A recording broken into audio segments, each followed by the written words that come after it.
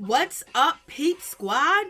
Peep Squad is in the building, baby. Please like, comment, subscribe, share the video. It'll be greatly appreciated. Let's get into it. Let's talk about Real Housewives of Potomac Season 6 Reunion Part 1.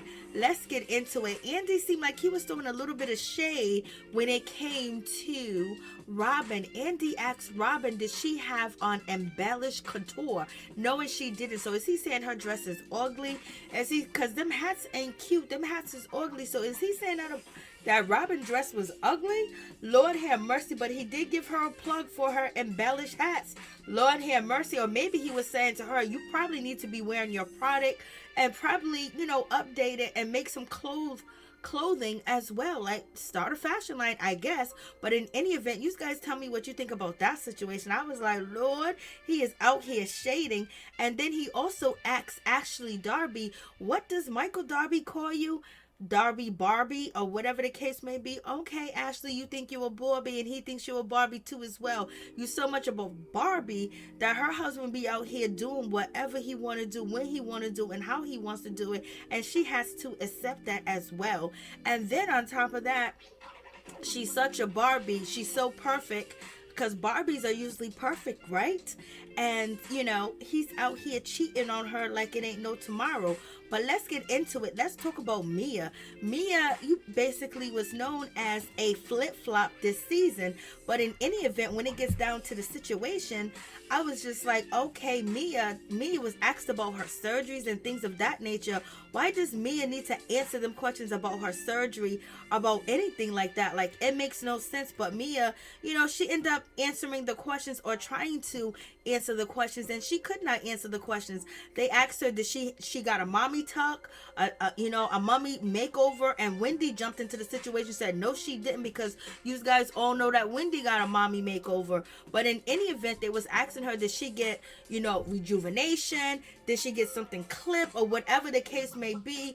And then when it comes down to Mia, she didn't want to answer the question, so she didn't answer the question because she don't know what she got. Basically, she said she talked to her doctor, and her doctor told her, tell the ladies on that show to grow up. Okay, Mia, just say that you're not that open about whatever you want to talk about. And then Mia was questioned, about, did she have... Ashley had to jump into the situation, and Ashley had to be messy. And basically, Ashley asked Mia about, did she have C-sections, and she said yeah. And then Wendy jumped into the situation and said, well, why did you need to get anything done if you had C-section? Because everything should still be intact because nothing came out. So in any event, Wendy was basically throwing her shade at not able to answer what she had done and what she had not done. And so Wendy said, why did you need anything done downstairs below when you and your husband's favorite position is missionary? So I was like, Lord, you said too much, Mia, because now they're using everything you said against you, girl. And so in any event, Mia respond to the situation, well, we try other things, we do other things. So, and everybody's looking at Mia like she is a liar, like she don't even know what she's talking about. And Mia seems like she's a very smart woman, but why can she explain what type of surgery she had? I think at that point, Mia realized that the surgeries that she said that she had and she bragged about, they're using it against her and basically saying the streets of whatever her and G are doing is too much, where she had to go get surgery. So it's a bad look. But in any event, Mia was just trying to be friendly and let people know her business. I know she ain't gonna do that no more, because they are not feeling it at all, and they are very talking negative about her. And so she just kept her mouth closed. She didn't say anything else about that situation. Mia, then Mia was asked, so was you actually working at a strip club, or was you doing something else for $10,000 an hour? And then Gizelle jumped into the situation, and Gizelle said, her husband, Mia's husband, actually, it's a famous, club, gentleman's club. And actually with the gentleman's club, G built the upstairs to make sure like the VIP was so well and so nice, and so he put his own money into the situation. So it seems like G loved the club. G loves to be around the women that are dancing, around the women that are showing him some love, because he got some dollar bill, y'all. But in any event, Mia said that G was running around the gentleman's club, described the gentleman's club, and she said basically they had a chiropractor, they had therapy there, they had, shine and things of that nature. So I was like, Lord have mercy, it was upscale, because they was asking her why was G spending $10,000 an hour. In any event, you already know Mia is down for whatever, because she said about Candace's husband that she met him at a barbecue and they went in the kitchen and salad was everywhere. So in any event, Mia is down with the situation, and maybe she needed to get herself together, and it's a high-end club in Maryland. Gizelle basically did her research on Mia, or Mia ran her mouth way too much. So you guys let me know what you think about this situation. As you guys know, Mia did not have any intercourse with Candice Dillard husband, but she described another guy she was getting busy with at a barbecue. And basically, Mia was being called out for being a flip-flopper. And then Gizelle jumped into the situation and said that she believed that Karen was basically guiding Mia and telling her what to do or what to say. And Karen said, no, that is not the case at all, point blank, period. She's her own woman, I'm my own woman, and we don't have a codependent relationship at all. So it is what it is. So it seems like Karen threw shade at Gizelle and Robyn, basically saying they have a codependent relationship. Lord, Andy asked Gizelle that she has the same stylist. Have there been any improvement with her stylist?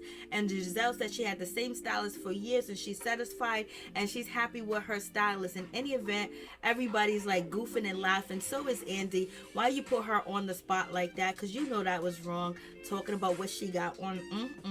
Candice says she does not agree with Gizelle's style. Karen says you cannot expect any improvement in the fashion department when it comes to Gizelle. And Mia was also called out because one minute Gizelle has a beautiful heart and Gizelle is a beautiful person, and the next minute she don't even want to sit down and have a conversation with Gizelle or Robyn. So she was called out as being a flip-flopper. But in any event, Mia responded to the situation saying that she's that type of person. One day she might like you and the next day she might not like you. But moving on from that situation, Askale was also called out too as well, because Askale was calling other people rude and being disrespectful. Andy called out Askale and said, well, as soon as you met Karen, the first day that you met Karen, you asked her if she was an alcoholic and you don't even know her. And Askale said that, yeah, she's straight up and she's upfront and she wants to ask questions directly, but she said she should have asked Karen that question in private. And Mia was also called out because one minute Gizelle has a beautiful heart and Gizelle is a beautiful person, and the next minute she don't even want to sit down and have a conversation with Gizelle or Robyn. So she was called out as being a flip-flopper. But in any event, Mia responded to the situation saying that she's that type of person. One day she might like you and the next day she might not like you. But moving on from that situation, Askale was also called out too as well, because Askale was calling other people rude and being disrespectful.